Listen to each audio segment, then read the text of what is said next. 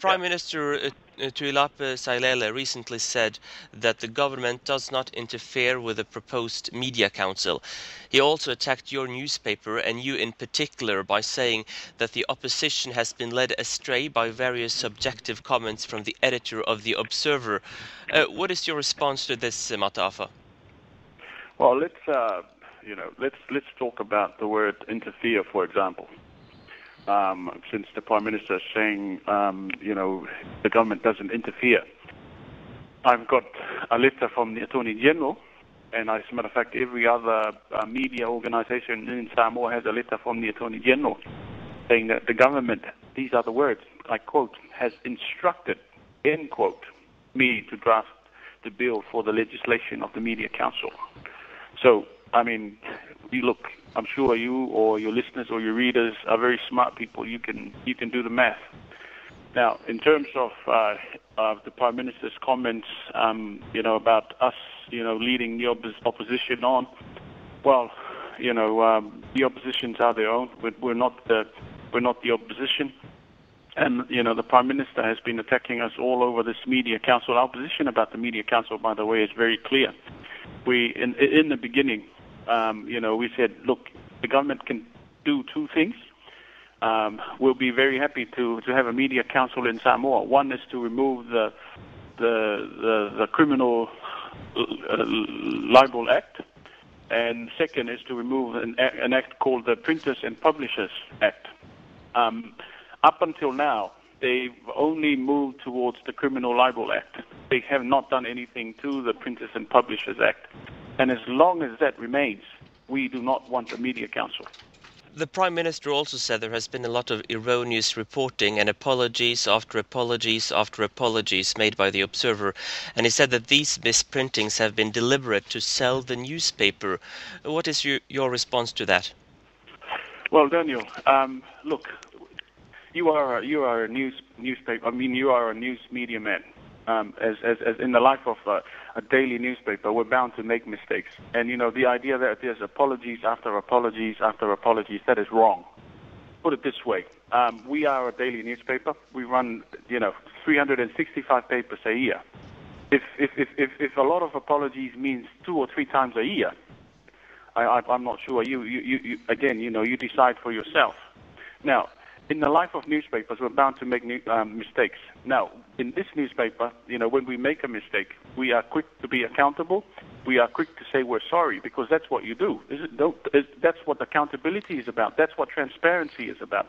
And that's what any newspaper will do. It's not just the Samoa Observer that apologizes, by the way. TV stations everywhere around the world apologize. The newspapers all over the world apologize. And really, when it's time to go to court, that's what happens. It's just part of our job. How does it feel to be the focal point of attention of the Prime Minister of your country? Well, to me personally, it's not something I want. It's not something I would actually want to engage in. But if it means that we become the voice for all of these people out there who are voiceless, we'll be happy to continue, because in this country today, I'm telling you now, there's a real culture of fear amongst our people, including the public service. They are so afraid to speak up. They are so afraid of this government. They are so afraid of this Prime Minister.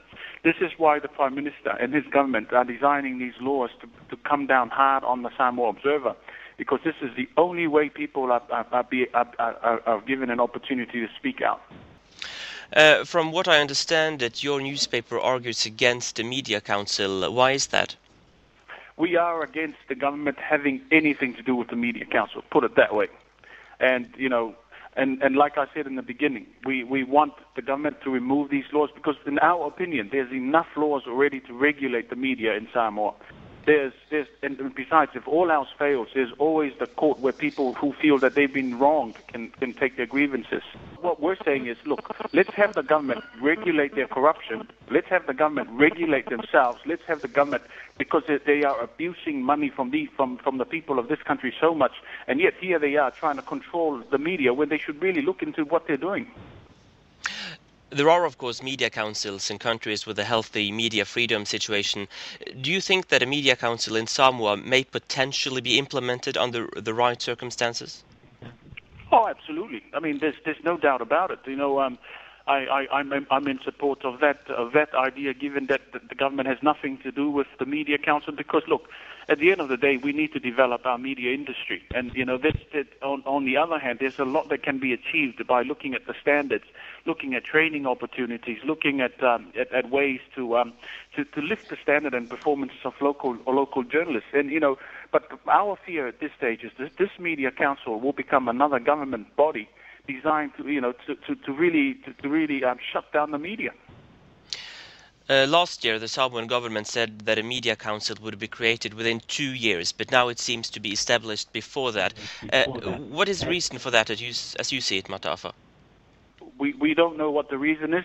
Suffice to say that the Attorney General and the government, the Law Reform Commission are both government bodies, and they're obviously not talking to each other. But I think that the real reason for that is because they're really trying to control the information that's coming out of Samoa. Because if you've been following the developments in Samoa over the past years, our Prime Minister has been very critical of Fiji, and he's been very critical of everything Bainimarama has done. Now, I can tell you what this country is heading to is it's just going to be like Fiji, because here's the government accusing Fiji of this and that, and they're doing the exact same thing in this country. The Prime Minister also said it is a big problem that Samoan journalists do not follow their own ethics. Do you agree with that? Well, what ethics is he talking about? Well, you're asking me that, Mata'afa? Absolutely. Maybe you should go back to the Prime Minister and ask him what ethics is he talking about. And let me put this question to the Prime Minister. Is he following his ethics? Is the public service in this country following his ethics? I don't think so. So there is maybe a problem on ethics on all sides in Samoa. Is that what you're saying? Well, until you can identify which ethics you're talking about in terms of the media, and especially in the works of this newspaper, we respect our ethics. That if there's one thing the Samoa Observer stands for, it's about ethics, and that's what we're about. So unless the Prime Minister can say that in Samoa, can name which ethics we're apparently violating, I don't agree with that. Media freedom in Samoa has received quite a bit of attention the last couple of months after various threats against journalists and now also the possible creation of a media council. What do you see as the most distressing development in Samoa lately concerning media freedom? I think it's the idea that people think there's a free media environment in Samoa. The most distressing part for me is it's a very controlled media environment. In our democracy, unfortunately, it's referred to as the model democracy in the Pacific. Well, I can tell you it's far from it. I mean, when you've got basically a one-party state where the Prime Minister rules all and above all, it's very difficult to work here because people have the idea that we're free, but we're not. And it's a more insidious kind of dictatorship. And what do you see as the likely future of media freedom in Samoa?